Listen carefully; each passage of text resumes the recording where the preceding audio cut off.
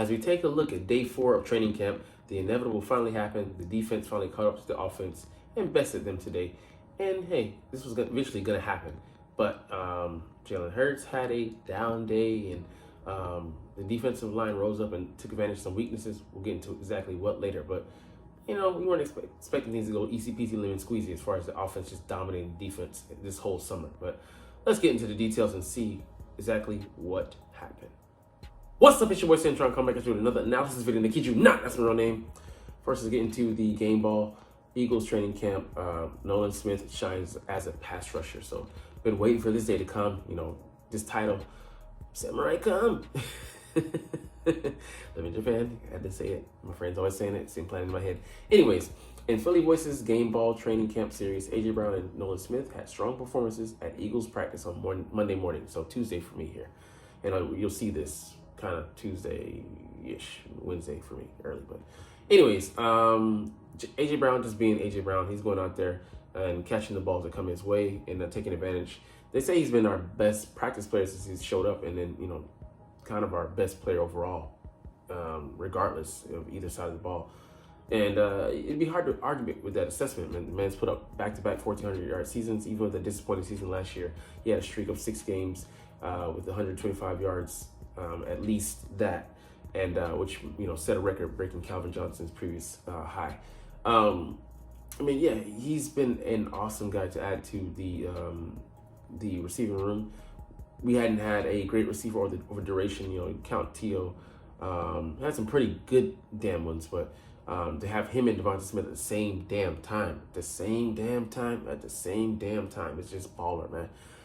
You couldn't ask for more, but it's great to see him out there making plays, even regardless of the defense coming out and doing their thing. Which is nice to see as well. Don't want to see them get pushed around the whole camp. But it's more of them not being able to get him the ball because, the D-line is doing their thing. Anyway, speaking of the D-line, Nolan Smith, how about the former rookie, second-year player, finally making an impact, and one that's not just coming in just a spurt of madness or taking advantage of someone else's, fortitude that they're giving him. He's out there making way himself, making his way downtown, sacking Hurts and getting down. You know what I'm saying? Shout out to girl Vanessa Carlton. But yeah, it's due to him adding some muscle in the offseason. He said he added 7 pounds of muscle, 2 pounds a day, and not more than more than a couple of weeks, most likely. But he's focusing on doing his Muay Thai.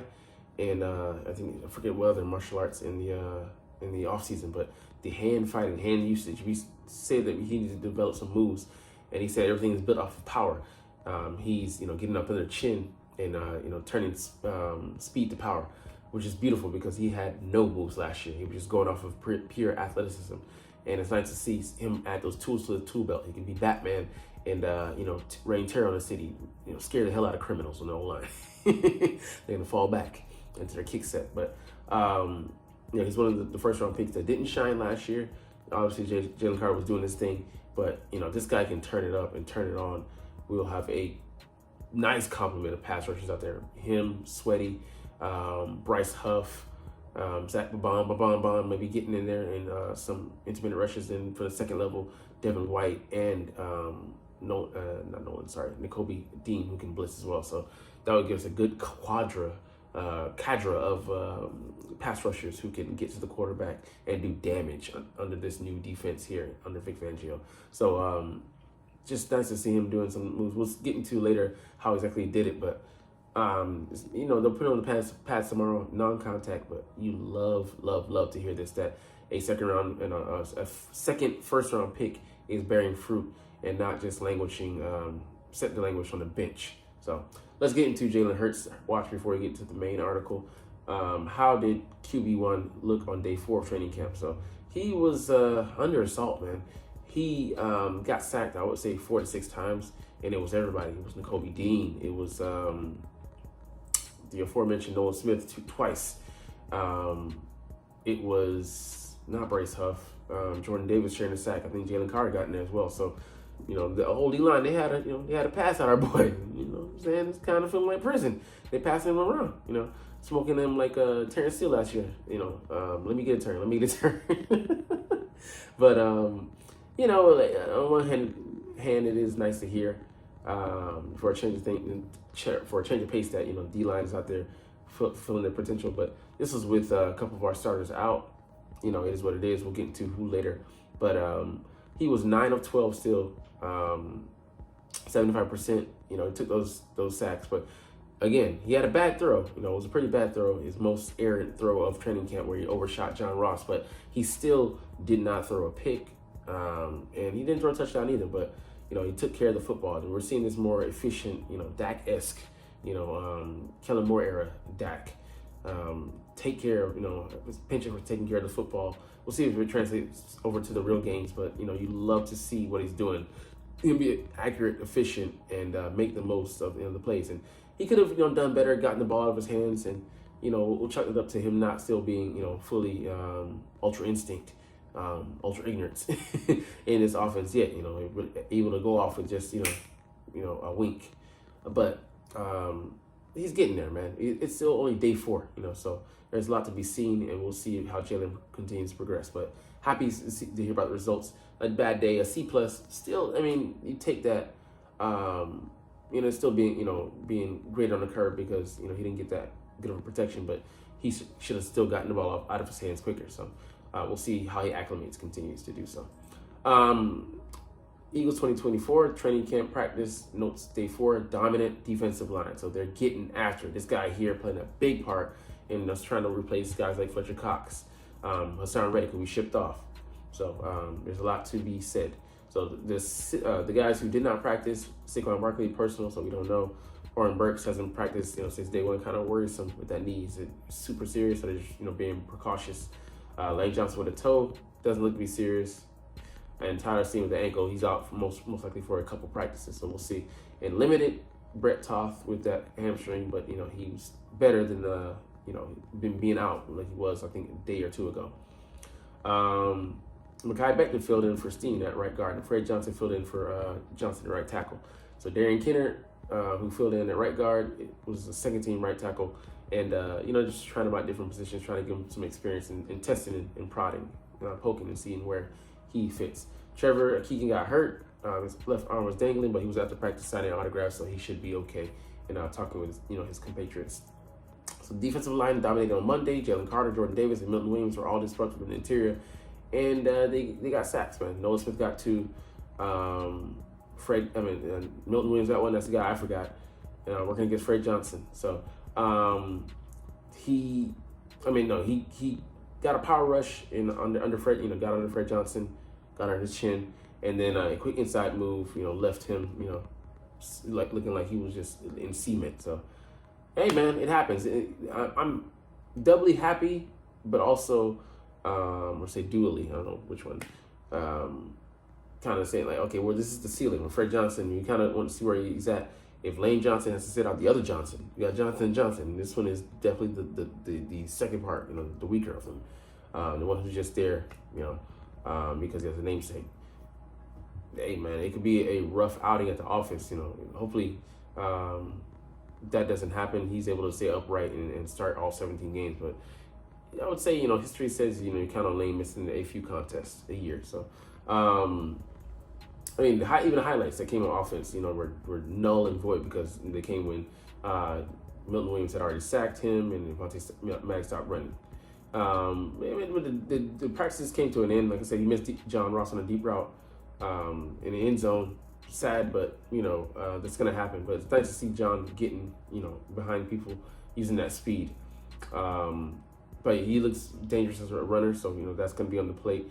And they kind of balance it out, so a lot of running, and we're gonna see that a lot tomorrow, most likely as well when the pads come on. He did find Will Shipley and Kenny Gainwell on consecutive wheel routes, but it was against Julian Anquar, so he's a reserve guy, a guy who's most likely on the third team, maybe not even set to make the roster. So, but nice to see them take advantage though. Like same thing, the offense took advantage of that, guy on defense. The defense took advantage of us having Fred Johnson and Steen out. So let's see. Isaiah Rogers made the play of the day. Just when Ngata had a pass thrown to him by Kenny Pickett, and Isaiah Rogers caught up to him and knocked that shit down. So a starter level play, a starter type play. I agree with that, man. He's out there showing, even though Keely Ringo's started, I think this is third day in a row in 11-11 is the first outing. Hey, man, Isaiah Rogers, they might want him to win the job, but the best man should play. And if his experience, is going to be factored into the equation, I like him. He did get beat by Smitty, I think, but, everybody gets beat at some point. No 1-on-ones. Devin White, flying, so when he knows where to go, I agree. He's lightning in a bottle. He's captured and smacked. He started carving the flat, and then he just gets there so fast, limiting him to a gain of 1 or 2 yards. And I like that because, like I said in another article we're going to read, none of our linebackers are making those type of plays in games or in practices. Dropping balls, dropping picks, not able to capitalize on the deflections that, right in front of their face. I don't think we had a pick by a linebacker last year, which is just sad. But yeah, our starters, man, the guys from the D-line to the DBs, speed all across the board, 4.2s, 4.3s, 4.5s, 4.6s, you love it. Let's see, anything else? Just James Bradbury had a nice breakup over the middle, knocking a pass down from his new safety position on Ngata, but second team stuff. But it's encouraging to see. He popped today. He made a play. Let's see, punt returners. Nothing really to write about. We were watching that competition, but let's get into the other article and see what else we can glean from training camp. So let's see. I think it's something about our backup, but we'll get to that later. So Smith using the inside move, so he got the hurts before he even knew what happened, which is awesome because he has 4.39 speed. He should be able to assault anyone pretty nicely. So he said he was doing Muay Thai and Jiu-Jitsu. So yeah, I'm loving that, because that use of hand, the hand fighting, gets serious out there in the trenches, man. Let's see, linebacker, Zach Bond and Devin White again, at it. Will Shipley saw a increased load because Saquon is out. Made an over the shoulder, hands extended, nice catch, so he looks natural out there. He struggled, got on the judgment machine, got more consistent, got used to the speed of this level, and he's been hitting, man. Been hearing nice things about him. And Avonte Maddox, kind of just some small little things to notice here, but saying that receivers have been everywhere this summer. He's seeing Devonta Smith more in the slot. I'm loving hearing that because just emotion, not just emotion, but putting guys in different positions and taking advantage of their going up against weaker competition, or just overloading the defense with positions and with the information that we're gathering, and start just with the emotions and stuff like that.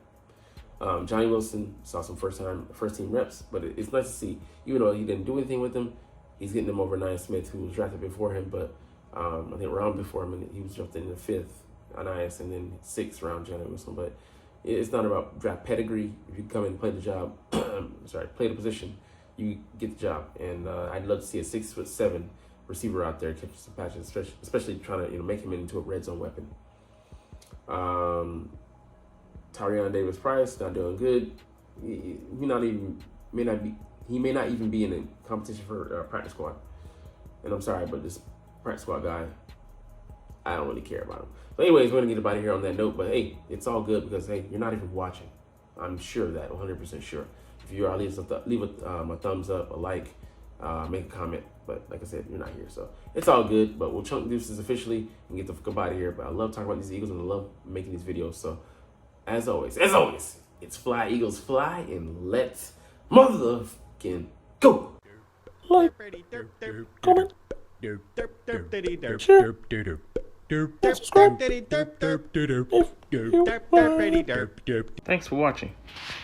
Check me out at Cintron Anime, Cintron Life, or Cintron Laughs or other social media.